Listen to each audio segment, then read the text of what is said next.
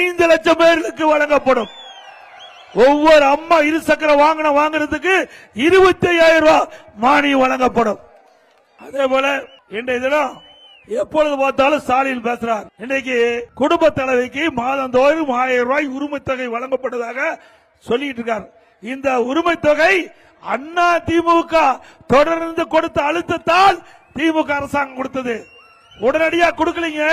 28 மாசம் தொடர்ந்து சட்டமன்றத்தில் குரல் கொடுத்தேன். பிரதான எதிர்க்கட்சி தலைவர் முறையில் எங்களுடைய அண்ணா திமுக சட்டமன்ற உறுப்பினர்கள் தொடர்ந்து சட்டமன்றத்தில் குரல் கொடுத்தாங்க.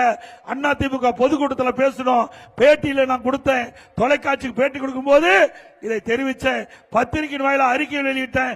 வேற வழி இல்லாம திரு ஸ்டாலின் 28 மாசம் கழிச்சு தான் இந்த குடும்ப தலைவிக்கு மாதந்தோறும் 1000 ரூபாய் இந்த அரசாங்கம் கொடுத்தது. திரு ஸ்டாலின் அவர்களே, நாங்க மட்டும் அழுத்தம் கொடுக்கலனா இந்த 1000 ரூபாய் குடும்ப தலைவிக்கு கிடைத்திருக்காது.